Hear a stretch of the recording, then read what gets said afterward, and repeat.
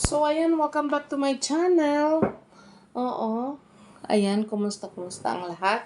For today's video ay gagawa ulit tayo ng panibagong reaction para doon sa panibagong vlog ni Sir Paul. Oo, dalawa yung content niya. Tapos yung pinakalas yung pumunta siya doon kay Lola, yung hindi na nakakita. So, yun ang pag-uusapan natin for today's video.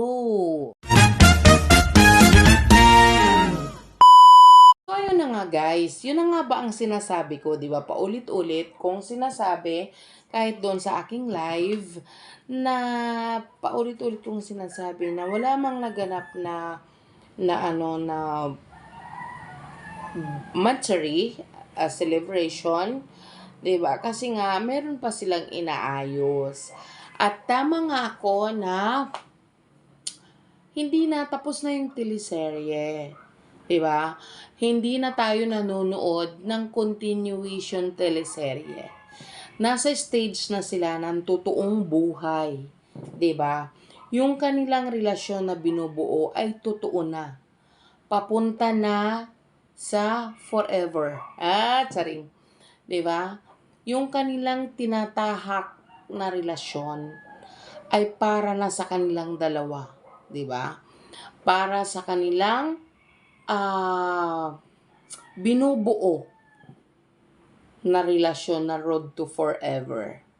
So, sabi ko nga, hindi na kailangan na uriratin natin or magsalita tayo ng kung ano-ano. Kasi hindi na tayo nanonood ng drama or teleserye. Personal na nilang buhay. Although, nagsishare sila ng kahit papano, kasi nga, yun naman talaga ang naumpisahan. Pero, not to the point na kailangan natin malaman ang bawat detalye ng kanilang problema. Hayaan natin sila na isolve nila yon by their own at wag na natin panghimasukan. Diba?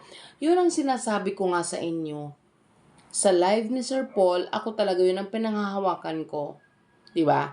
Binigyan ng time na magpahinga, makapagmuni-muni, ayusin ang problema na silang dalawa lang. Kasi sa totoo lang guys, mas makakabuti na silang dalawa lang. 'Di ba? Mas makakabuti na hindi na lahat ng detalye i-share sa mga manonood. Although, syempre, hindi rin naman yun pwede na isang tabi tayo. Kasi, sabi nga ni Sir Paul, kasali tayo sa journey nila. Pero, hayaan na natin, 'di ba? Hayaan na natin na isolve nila, i-patch up nila ang dapat nilang maayos na hindi na tayo nakikisawsaw sa problema nila. Guys, take note, personal na nilang buhay. Personal na nilang buhay ang kanilang binubuo. 'Di ba? Maging masaya tayo sa pagsuporta sa kanila. Huwag na natin i-bash, huwag na tayong magsalita ng kung ano-ano, huwag na tayong mag-conclude ng hindi naman tama. 'Di ba? Huwag tayong magsalita ng mga arrogant words, sarcastic words, 'di ba? Ang dating. Kasi nga hindi na tayo, labas na tayo doon eh. Personal na nilang buhay yun. 'Di ba? Ipaubaya natin sa kanilang dalawa na maayos ang kanilang problema na inaayos. Although, ang pagkakaalam ko maayos naman na. Pero hayaan natin yan na maging malinaw na ang lahat. 'Di ba? Syempre naman kahit papano, kahit konting clips, ay magsishare din yan si Sir Paul.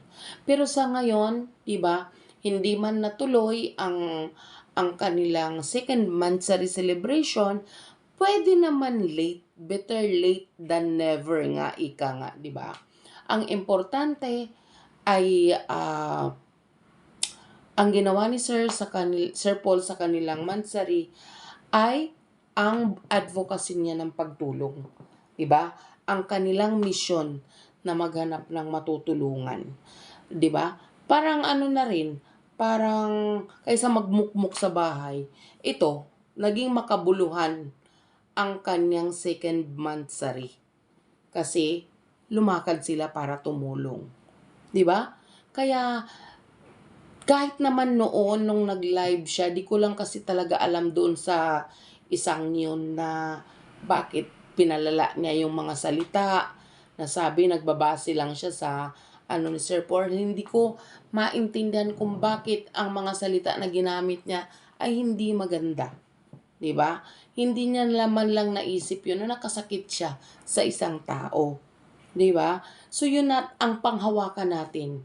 Nakikiusap si Sir Paul, natigilan yung bashing, tigilan yung panagsasalita ng hindi maganda para sa mga taong marami nang nadadamay. 'Di ba? Hayaan natin na resolbahin nila ang kanilang problema na sila lang. Kasi nga, personal, wala nang teleserye. 'Di ba? Totoong buhay na ang kanilang kinakaharap.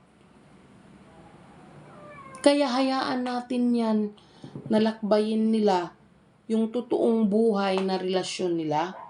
Huwag natin panghimasukan ang kanilang problema. Huwag natin diktahan kung ano at ano ang dapat nilang gawin. 'Di ba?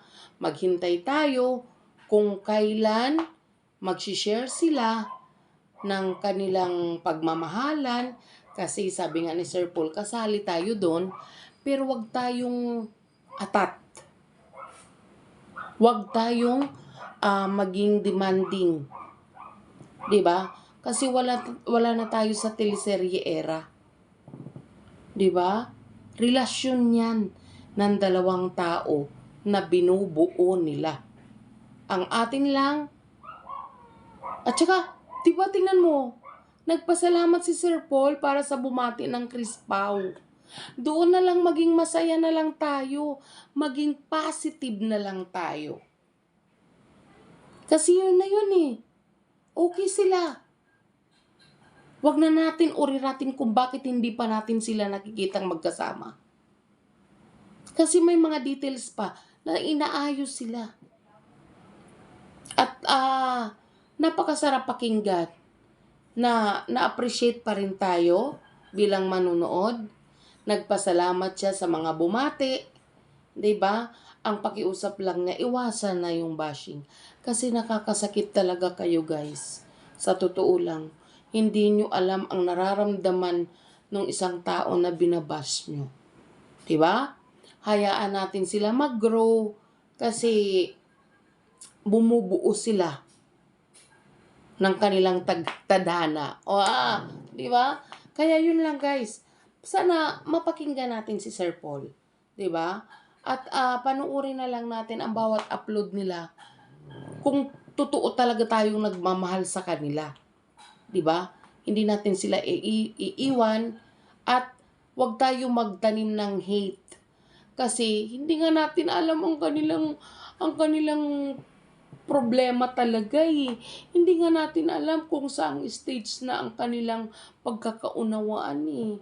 'Di ba? So andito tayo para sumuporta sa kanila, manood, suportahan, wala tayong hate na ipapairal sa bawat isa. Pagmamahal. 'Di ba? Ngayon, Mansari nagtrabaho si Sir Paul. 'Di ba? Yun ang isang makabuluhan. At nasabi naman ni Sir Paul, okay na siya. 'Di ba? So naghihintay na lang, may mga maliliit pa, kumbaga maliliit pa na dapat ayusin. Pero sabi ko nga sa inyo, kunting-kunting kimbot na lang. 'Di ba? So yan lang guys. Pakinggan natin yung pakiusap ni Sir Paul. Yung mga nambabash diyan, hindi yan totoo. 'di ba? At dun sa mga nagre-react, hinay-hinay din. 'Di ba? Isipin natin na 'wag tayo makasakit. So yun lang guys ang aking video for today. Oo, masaya ako sa mga narinig ko. Sana kayo din maging masaya. 'Di ba? So that's all for today guys. Love you everyone and happy lang tayo.